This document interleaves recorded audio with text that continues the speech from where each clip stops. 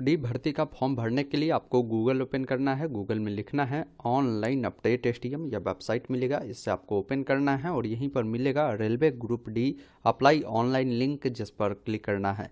यहाँ पर आपको सारी जानकारी बताई गई है और सारी जानकारी आप देख सकते हैं। इसका लास्ट डेट 22 फरवरी 2025 तक रखे गए हैं, तो इस डेट से पहले आप जरूर फॉर्म को फिल कर लीजिएगा।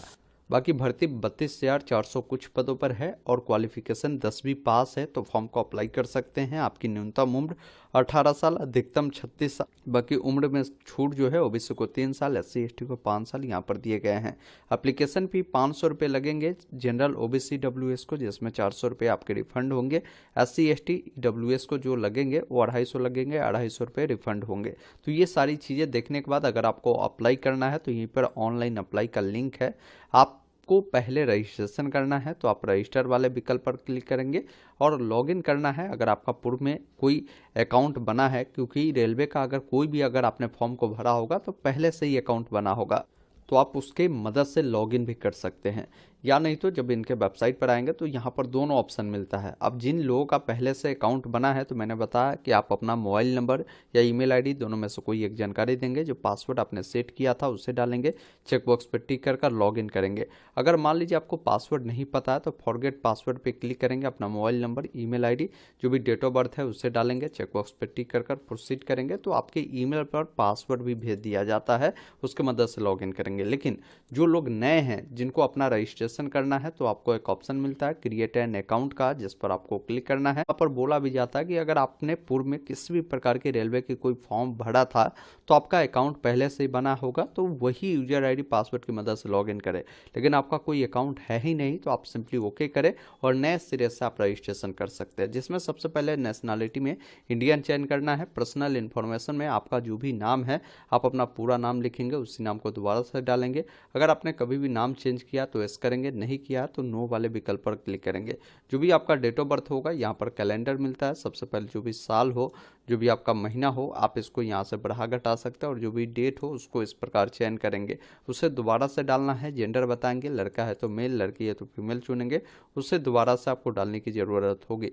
पिताजी का नाम देना है, पिताजी का नाम दोबारा से डालना है। माता जी का नाम देना है, माता जी का नाम दोबारा से डालना है। आपका जो भी ईमेल आईडी है ईमेल आईडी डालेंगे और एक ऑप्शन मिलता है जनरेट ईमेल ओटीपी, जिस पर क्लिक करेंगे तो ईमेल पर ओटीपी जाएगा, उससे डालकर वेरीफाई करेंगे। इसी अकॉर्डिंग आपको अपना मोबाइल नंबर देना है, उस पर भी ओटीपी अनवाना है और ओटीपी को डालकर वेरीफाई करेंगे। फिर यहाँ पर क्या है कि आपको अपना आधार नंबर देनी है और यहाँ पर एक ऑप्शन मिलता है जनरेट आधार ओटीपी, जिस पर क्लिक करना है। तो ऐसे स्थिति में आपके आधार से मोबाइल नंबर लिंक होना जरूरी है, तभी आपका आधार वेरिफिकेशन होगा।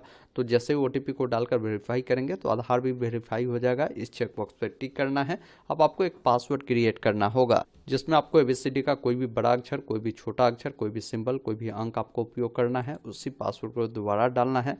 आई एम एन नॉट रॉबर्ट पे टिक करेंगे। एक ऑप्शन मिलता है preview and create an account का, जिस पर क्लिक करेंगे तो आपकी जो भी जानकारी है उसका प्रीव्यू आएगा। प्रीव्यू में सारी जानकारी देखने के बाद आपको सबमिट कर देना है, फिर आपका रजिस्ट्रेशन कंप्लीट हो जाता है।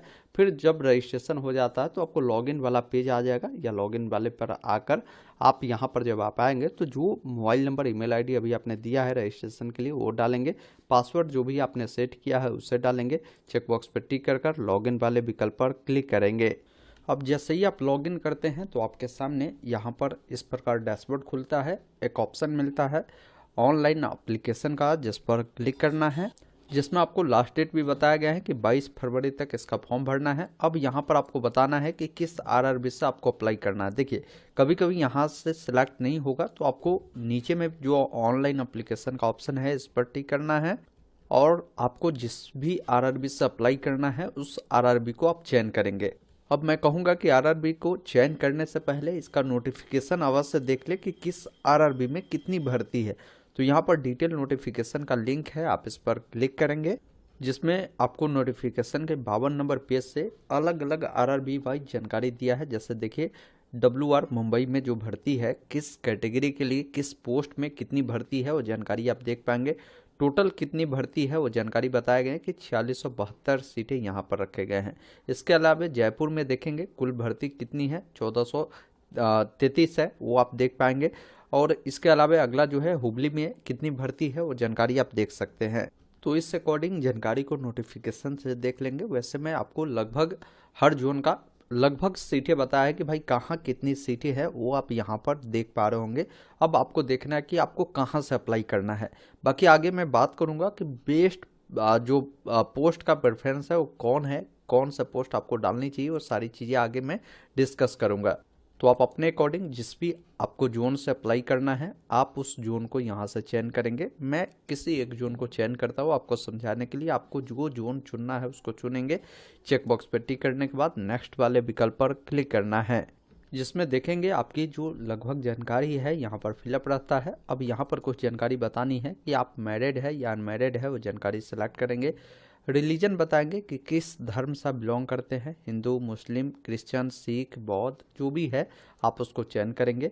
बाकी आप अपना लैंग्वेज बताएंगे, मातृ लैंग्वेज जो भी है आप एग्ज़ाम देना चाहते हो, किस लैंग्वेज में देना चाहते हैं उसको चयन करेंगे। आपके शरीर में 2 निशान ऐसा हो सकता है जो कटा का हो, जला का हो, वो आप बताएंगे। अगर एक ही है तो एक में बताएं और दूसरे में नो मार्क आप यहाँ पर लिख सकते हैं। फिर यहाँ पर देखेंगे कम्युनिटी डिटेल में आपसे जानकारी पूछी जाती है, जिसमें बोला गया है कि आप किस कम्युनिटी से बिलोंग करते हैं। अगर आप जनरल वाले हैं तो यूआर को चुनेंगे। तो यूआर के केस में क्या है कि आपको कोई भी कैटेगरी सर्टिफिकेट की जानकारी नहीं देनी होती है। वही कोई एससी वाले हैं तो एससी को चुनेंगे। तो यहाँ पर बोला गया है कि अगर कोई एससी वाले हैं या एसटी वाले हैं तो इनको क्या है कि सेंट्रल गवर्नमेंट का अपना एससी एसटी सर्टिफिकेट बनाने हैं। कोई ओबीसी वाले हैं तो इनको एनसीएल सर्टिफिकेट सेंट्रल गवर्नमेंट वाला बनाना है। तो यहाँ से मैं आई एग्री करता हूँ। उसके बाद आपको अपना कास्ट का नाम लिखना है, जो भी आपने सेंट्रल लेवल वाला अपना सर्टिफिकेट बनाया है वहाँ वो सर्टिफिकेट नंबर देंगे। सर्टिफिकेट किस अथॉरिटी के द्वारा बना है वो जानकारी आप देंगे। उसके बाद कब इशू किया गया वो जानकारी देंगे। और आपको जो रेलवे के द्वारा ट्रेवल पास दिए जाते हैं वो चाहिए, तो आप यहाँ पर एस करेंगे। बाकी काफ़ी सारे कैंडिडेट के मन में ये कन्फ्यूजन होंगे कि हम SC ST से आते हैं या हम OBC से आते हैं, तो सेंट्रल लेवल वाला जो सर्टिफिकेट है वो कैसे बनाएंगे। तो देखिए साथियों, इसके लिए मैंने एक प्लेलिस्ट बना दिया है। आप चैनल के लोगो पे जब आप क्लिक करेंगे तो आपको यहाँ पर एक प्लेलिस्ट का कैटेगरी मिलेगा। आप इस पर जब क्लिक करेंगे तो आपको वो सारा वीडियो मिलेगा रेलवे ग्रुप डी वैकेंसी 2025 वाले प्लेलिस्ट में। यहाँ से आकर SC ST सर्टिफिकेट कैसे बनाएंगे वो देख पाएंगे। पोस्ट प्रेफरेंस के बारे में जानना है वो जान पाएंगे। डॉक्यूमेंट क्या क्या लग रहा है वो जान पाएंगे। साथ में OBC NCL कैसे बनाना है वो जान पाएंगे। फोटो सिग्नेचर में परेशानी हो रही है वो जान पाएंगे। मोबाइल से भरना है उसके बारे में जानना है तो इसको देख सकते हैं। तो सारा वीडियो यहाँ पर मिल जाएंगे, उसको देखकर आप अपना सेंट्रल लेवल वाला सर्टिफिकेट बना लेंगे। वही कोई EWS आते हैं तो आप EWS को चुनेंगे तो आपको भी EWS का बेनिफिट अगर लेना है तो आपको भी अपना सेंट्रल लेवल वाला EWS सर्टिफिकेट जो है फॉर्मेट में आपको बनवाकर देने की ज़रूरत होगी। वही मैं आपको ये भी बता दूं कि जो OBC वाले हैं इनको NCL के बारे में बोलता है तो आई एग्री करेंगे। अब बोलेंगे कि भाई हम NCL में आते हैं या नहीं आते हैं, यहाँ पर पूछता है तो NCL में वो आएगा जिनकी पारिवारिक इनकम 8 लाख रुपए से कम होगा, तो आप एस करेंगे। अगर उससे अधिक है तो आप नो करेंगे। एस करेंगे तो फिर आई एग्री करना है और बताना है कि भाई आप किस कास्ट से बिलोंग करते हैं, आपका सर्टिफिकेट नंबर क्या है, किन अथॉरिटी के द्वारा बना है, तो आप इसमें बता सकते हैं। देखिए सबसे अगर नीचे की बात की जाए कि कहाँ का बना होना चाहिए सेंट्रल लेवल में, तो आप कम से कम RO लेवल से ज़रूर बनवा लीजिए। इससे नीचे का आप नहीं बनवाइएगा। बाकी यहाँ पर बताना है कि वो सर्टिफिकेट कब इशू हुआ है, वो डेट आपको बताना है। फिर आप नीचे आएंगे तो आपसे पोस्टल एड्रेस पूछा जा रहा है, जिसमें आपका जो भी प्रेजेंट एड्रेस है वो बताएंगे, जैसे आपका स्टेट, डिस्ट्रिक्ट। और इसमें एड्रेस में आप ऐसे लिख सकते हैं, अगर ग्रामीण क्षेत्र से है तो विलेज, फिर कॉमा लगाकर आप जो है पोस्ट ऑफिस मेंशन कर दीजिएगा, कॉमा लगाकर PS कर पुलिस स्टेशन। बाकी नियरेस्ट जो आपकी सिटी है वो बताएंगे, पिन कोड बताएंगे।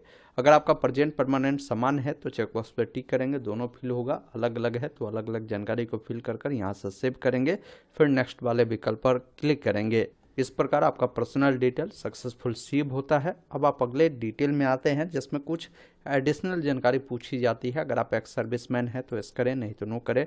अगर दिव्यांग है तो आप एसनो में उसकी जानकारी देंगे। अगर आपको स्क्राइब चाहिए तो एसनो में इसके बारे में बताएंगे। अगर आप जो है EBC सर्टिफिकेट होल्डर है तो आप एसनो में उसकी जानकारी आप दे सकते हैं। साथ में अगर आप रेलवे में एम्प्लॉय है तो आप एसनो में जानकारी देंगे। फिर नीचे आएंगे तो यहाँ पर आपसे पूछा जा रहा है कि अगर आपने जो है एक्ट अप्रेंटिसशिप कर रखा तो एस करें, नहीं तो नो करें। फिर यहाँ पर पूछा जा रहा है कि आपको जो रिफंड दिए जाते हैं CBT 1 जब आप देते हैं तो ये रिफंड आपको किस बैंक अकाउंट में चाहिए, आप वो जानकारी देंगे। तो जो भी रिफंड चाहिए वो अकाउंट किनके नाम से, उनका नाम लिखेंगे, साथ में उस अकाउंट नंबर को डालेंगे, अकाउंट नंबर को दोबारा डालेंगे, फिर IFSC कोड डालकर कंफर्म करेंगे। तो आपका जो भी ये बैंक का नाम है वो देखने को मिलता है, और आपका जो भी यहाँ पर बैंक का एड्रेस है वो मिलता है। उसके बाद आपको यहाँ से इसको सेव करना है, फिर नेक्स्ट वाले विकल्प पर क्लिक करना है। अब जैसे ही इसको सेव करेंगे तो डाटा सेव होगा और नेक्स्ट वाले विकल्प पर क्लिक करेंगे। उसके बाद आप अपना क्वालिफिकेशन को ऐड करेंगे, जिसमें मैट्रिकुलेशन यहाँ पर देखने को मिलेगा, किस राज्य से किया है, किस जिला से किया है, किस बोर्ड से किया वो बताएंगे, कब पास किए हैं वो पासिंग डेट बताएंगे, रोल नंबर बताएंगे, और जो भी आपका सर्टिफिकेट 10वीं का मिला है उस सर्टिफिकेट का नंबर आपको यहाँ पर डालना है और उसको ऐड करना है। अगर पहले से जानकारी दी गई है तो उसको अपडेट करना है, तो आप उससे अपडेट भी कर सकते हैं। इसी अकॉर्डिंग आपके पास अगर ITI भी है तो आप ITI की भी जानकारी दे सकते हैं। अगर आपने अप्रेंटिसशिप कर रखा तो उसके बारे में भी दे सकते हैं। तो जैसे ITI को किसी को ऐड करना है तो ITI को चुनेगा, फिर यहाँ पर ट्रेड में एनी डिसिप्लिन को चुनेंगे, स्टेट बताएंगे किस स्टेट से किया है, किस जिला से किया है, किस इंस्टीट्यूट से किया है उसका नाम बताएंगे, कब पास किया है, सर्टिफिकेट नंबर क्या है, साथ में सर्टिफिकेट SCBT या NCBT द्वारा इशू किया गया है, और सर्टिफिकेट का टाइप बताएंगे वो आपका NTC वाला है या STC वाला है, उसको चुनकर आप उसको यहाँ से ऐड करेंगे। अगर आप सिर्फ मैट्रिक है तो मैट्रिक की भी जानकारी देकर ऐड करेंगे। उसके बाद एक ऑप्शन मिलता है नेक्स्ट का, जिस पर क्लिक करना है। तो अगला स्टेप आपका आता है फोटो और सिग्नेचर अपलोड करने का। देखिए इन्होंने बताया है कि कुछ सैंपल है, इस प्रकार का अगर फोटो आप देते हैं तो आपका फॉर्म रिजेक्ट किए जाएंगे, जिसमें इस प्रकार का जो फोटो है वो नहीं चलेगा। नीचे जो सही का टिक लगा है इस प्रकार का फोटो आपको देना है। अब देखिए फोटो का इन्होंने गाइडलाइन बताया है कि फोटोग्राफ जब भी अपलोड करें तो उसका बैकग्राउंड देखें कि फोटो का बैकग्राउंड वाइट होना चाहिए, 2 महीने से ज़्यादा फोटो पुरानी नहीं होनी चाहिए, और उसका साइज बनाए तो mm में 35 mm × 45 mm, और पिक्सल में बनाते हैं तो 320 × 240 पिक्सल में बनाना है। JPG फॉर्मेट होगा, इसका साइज 50 KB से 100 KB के बीच में होगा। तो इस प्रकार का फोटो लगाएंगे तो कोई रिजेक्ट नहीं होगा। साथ में फोटो जब भी क्लिक कराए तो कोई भी टोपी, चश्मा, ये सब का उपयोग आपको बिल्कुल भी नहीं करना है। ये सारी गाइडलाइन है। फोटो ब्लर नहीं होनी चाहिए, ये सारी चीज़ों को विशेष तौर पर ध्यान रखना है। अभी मैं बताऊंगा कि फ़ोटो का साइज आप कैसे बनाएंगे। इसके अलावा सिग्नेचर का भी गाइडलाइन है कि सिग्नेचर वाइट पेपर पे होना चाहिए, ब्लू इंक पेन से, और इसका भी साइज जब भी बनाए तो साइज इसी अकॉर्डिंग बनाए, पिक्सल में बनाए तो इससे अकॉर्डिंग बनाए, साइज 30 से लेकर 50 KB के बीच होगा। तो फोटो सिग्नेचर इसके अकॉर्डिंग आपको साइज बनाकर आपको अपलोड करनी है। अब सबसे पहला ही गाइडलाइन जो है, मैं जिस कैंडिडेट का फॉर्म भर रहा हूँ वो फॉलो नहीं कर पा रहा है, क्योंकि इनका देखिए फोटो का बैकग्राउंड वाइट मांग रहा है लेकिन यहाँ पर ब्लू बैकग्राउंड है। तो सबसे पहला काम करना है कि फ़ोटो अगर इस वाइट बैकग्राउंड में नहीं है तो बैकग्राउंड को हटाना है। इसके लिए गूगल में आप रिमूव BG लिखेंगे, यह वेबसाइट मिलेगा, इसको ओपन करेंगे और यहाँ पर देखिए अपलोड इमेज पर क्लिक करना है। जो भी फोटो होगा जिसका बैकग्राउंड हटाना है उस फोटो को यहाँ पर अपलोड करेंगे तो ऑटोमेटिक देखिए बैकग्राउंड इन्होंने हटा दिया है। अब पीछे का बैकग्राउंड वाइट रखना है तो बैकग्राउंड पे क्लिक करना है, कलर पे आना है और यहाँ से वाइट को चुनना है। तो मेरा ये वाइट बैकग्राउंड हो चुका है। अब इसको क्या करेंगे, हम यहाँ से डाउनलोड कर लेंगे। तो मेरा पहला काम हो चुका है, बैकग्राउंड मैंने इसको सही कर दिया है। अब दूसरा काम करना है कि इसका जो भी साइज है ये पिक्सल में बनाना है, जो पिक्सल इन्होंने बोला है। अब पिक्सल में बनाने के लिए गूगल में आपको लिखना है, इसके लिए गूगल में आपको लिखना है IM Resizer। आपके सामने ये वेबसाइट मिलेगा, इससे ओपन करेंगे। अब यहाँ पर अपने फ़ोटो को सिलेक्ट करेंगे। जैसे मैं यहाँ से फ़ोटो जो अभी बनाया हूँ उसको यहाँ से सेलेक्ट करता हूँ। अब फ़ोटो मेरा यहाँ पर आ चुका है। अब यहाँ पर क्या करना है कि हमें पिक्सल में बनाना है, तो सबसे पहले यूनिट में हमें पिक्सल चुनना है। अब विड्थ को ध्यान रखना है, यहाँ पर आपको देख लेना है कि भाई विड्थ कितना बोल रहा है। तो ये जो आप नीचे वाला देख रहे हैं ये हमारा विड्थ होता है और ये ऊपर वाला जो पोर्शन है ये हमारा हाइट होता है। तो विड्थ सबसे पहले बोला गया है, तो विड्थ 200 कितना बोल रहा है, 320। तो यहाँ पर हाइट भी हमें 320 यहाँ पर रखना है। ये हो गया। अब फॉर्मेट JPG है, ये भी ध्यान रखना है। अब अगला चीज़ है कि हमारा साइज क्या रखना है, तो साइज भी देख लेते हैं। साइज बोला है कि 50 से 100 KB। अब इसका जो साइज है यहाँ पर 100 KB है, तो मैं यहाँ पर क्या करता हूँ 95 रखता हूँ और यहाँ से नेक्स्ट टू डाउनलोड पे क्लिक करता हूँ। तो थोड़ा सा वेट करेंगे, आपका जो फ़ोटो है ये डाउनलोड हो चुका है। अब डाउनलोड हुआ है तो अभी भी देखिए कभी कभी क्या है कि ये साइज़ कम ही रख लेता है। जैसे मेरे केस में देखिए ये अभी भी 49 KB ही है। तो अभी आपको एडिट करना है, इसको कम से कम 50 KB से ऊपर रखना है। तो यहाँ से इसको क्या करेंगे आप 100 KB यहाँ से करें और नेक्स्ट टू डाउनलोड पे जाए, फिर देखें कि भाई ये 50 KB हुआ या नहीं होगा। तो ऐसी स्थिति में भी एक और सोल्यूशन है इसका। इसके लिए गूगल में आप लिखेंगे इमेज इंक्रीज साइज, आपके सामने ये वेबसाइट दिखेगा, इससे ओपन करेंगे और यहाँ से सेलेक्ट इमेज पर क्लिक करेंगे। जो फोटो है आप उस फोटो को यहाँ से सेलेक्ट करेंगे। अब इसका साइज कितना आपको रखना है, कितना KB आप यहाँ पर रख सकते हैं। जैसे हमें 80 KB रखना है तो मैं 80 KB रखता हूँ और इंक्रीज साइज पे क्लिक करूँगा। थोड़ा सा वेट करूँगा, आपका साइज ये इंक्रीज कर देगा।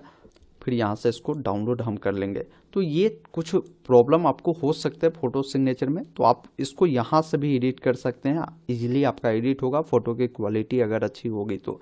फिर आप कोशिश करें कि जो फ़ोटो अभी आपने सारा कुछ किया है तो उसको आप यहाँ पर सेलेक्ट करें, तो फिर आपका फ़ोटो यहाँ पर शो होना शुरू होगा।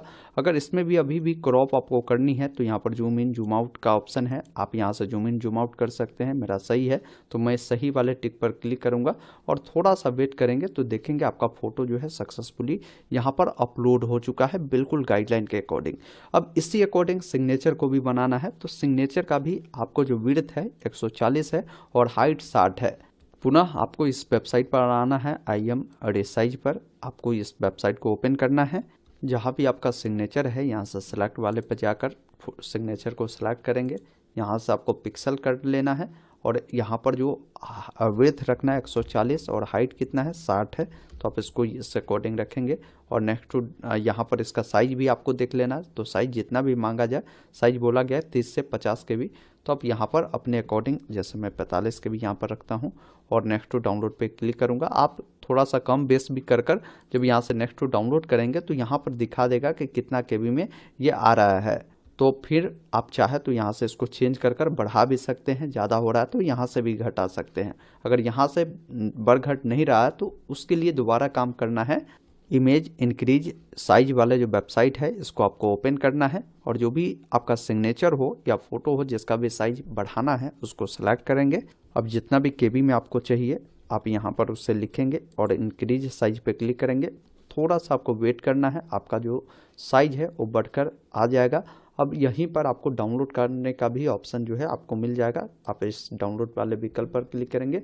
अब उस सिग्नेचर को यहाँ पर क्या करेंगे, अपलोड करेंगे, तो आपका सिग्नेचर यहाँ पर शो होगा। अगर इसमें भी आपको क्रॉप व्रॉप करनी है तो कर सकते हैं, सही है तो आप यहाँ से सही वाले टिक पर क्लिक करेंगे, देखेंगे आपका जो सिग्नेचर है वो शो करेगा। अब जैसे ही आप सेव करेंगे तो इस प्रकार देखेंगे आपका फोटो सिग्नेचर सक्सेसफुली यहाँ पर अपलोड हो चुके हैं। अब नेक्स्ट वाले विकल्प पर क्लिक करेंगे।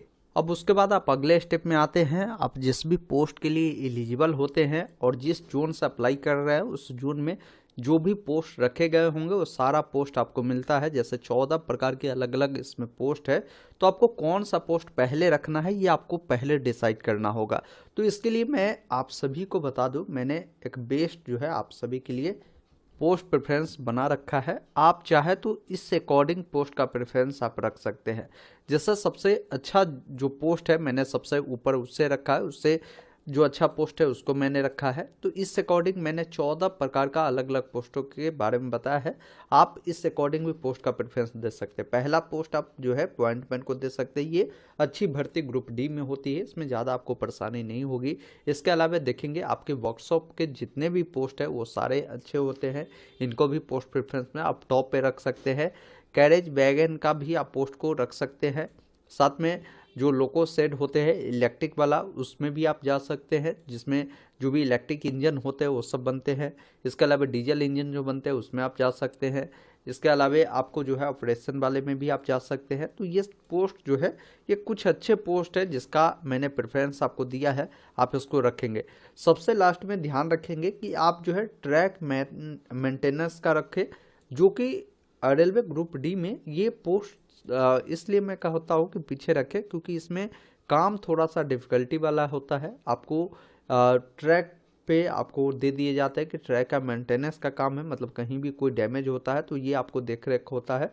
आपको 5 किलोमीटर 3 किलोमीटर का एक रेंज दे दिया जाता है कि यहाँ का आपका पूरा काम करना है, तो आपको जाकर वो सारी चीज़ें देखनी होगी। इसके अलावा ट्रैक मैकेनिक का काम होता है, इसमें भी थोड़ा सा डिफिकल्टी है। तो ये 2 पोस्ट का प्रेफरेंस आप नीचे रखें, ये विशेष रूप से ध्यान रखें। बाकी इस अकॉर्डिंग जैसे यहाँ पर दिया गया पोस्ट प्रेफरेंस वैसे आप चुन सकते हैं। तो इसमें देख लीजिए आपको जो पहले रखना है, मैंने आपको बताया भी कि आप उसके सामने जो प्लस का ऑप्शन है आप इसको जब क्लिक करेंगे तो यहाँ पर ये ऐड हो जाएगा। फिर 2 नंबर में जिसको आपको रखना है उसके सामने यहाँ पर जाए प्लस पे क्लिक करें, वो आपको ऐड हो जाएगा। 3 नंबर में जिसको रखना है उसको रखे, 4 नंबर में जिसको रखना है उसको रखे, 5 नंबर में जिसको रखना है उसको रखे। मान लीजिए ये मैंने यहाँ रख दिया, इसको ऊपर ले जाना है तो इसको पकड़ कर ऊपर जब करेंगे तो यहाँ पर ऊपर आपको आ जाएगा। तो इस अकॉर्डिंग आप पोस्ट का प्रेफरेंस आप डालें, और ध्यान रखें कि सारा पोस्ट का प्रेफरेंस आप डाल दीजिएगा, कोई भी छोड़ना नहीं है। जो आपको पसंद नहीं है उस पोस्ट को आप नीचे रखिए, सबसे नीचे रखिए, लेकिन डालना सभी पोस्ट को है, ये विशेष रूप से ध्यान रखना है। फिर इस चेक बॉक्स पर टिक करना है, फिर नीचे आना है, इस चेक बॉक्स पे भी टिक करना है। फॉर्म आप कहाँ से फिल कर रहे हैं उस पैलेस का नाम आपको यहाँ पर लिखना है, किस डेट को भर रहे हो डेट मिलता है, बाकी सिग्नेचर आपका मिलता है। अब इसको यहाँ से आपको सेव करना है। इस प्रकार पोस्ट प्रेफरेंस आपका सेव होता है। उसके बाद एक बार प्रीव्यू जरूर देखना है, प्रीव्यू एप्लीकेशन पर क्लिक करना है। प्रीव्यू में आपकी सारी जानकारी सही है या नहीं है, क्योंकि कोई भी जानकारी गलत है तो अभी एडिट का ऑप्शन है, आप एडिट कर सकते हैं। जानकारी सही है तो इस चेक बॉक्स पर टिक करना है। एक ऑप्शन मिलता है सबमिट का, जिस पर क्लिक करना है। अब आपके कैटेगरी के अकॉर्डिंग जो भी पेमेंट लगता है वो पेमेंट देखने को मिलता है। एक ऑप्शन मिलता है पे विथ SBI ई-पे, जिस पर क्लिक करना है। अब आपको जैसे भी पेमेंट करना है, debit card, credit card, net banking, UPI, उस माध्यम को चुनेंगे। जैसे हम UPI चुनते हैं, जिसमें आपको 2 ऑप्शन है, आप UPI ID से करना चाहते हैं या QR कोड को, उसको चुनकर आप पे नाउ पे क्लिक करेंगे। QR कोड को स्कैन कर पेमेंट करेंगे, और इसका जो प्रिंट आउट है मिलेगा उसको निकाल कर रख लेना है। या आपको भविष्य में कभी भी इसका प्रिंट लेना हो तो यहीं पर देखिए एप्लीकेशन हिस्ट्री पे क्लिक करेंगे, और यहीं पर जो भर्ती के लिए आपने ग्रुप डी के लिए अप्लाई किया है यहाँ पर आपको देखने को मिलता है व्यू एप्लीकेशन, जिस पर क्लिक करना है। और जो इसका प्रिंट आउट है वो आपके सामने रहेगा, इसका प्रिंट लेकर अपने पास सुरक्षित रख लेंगे।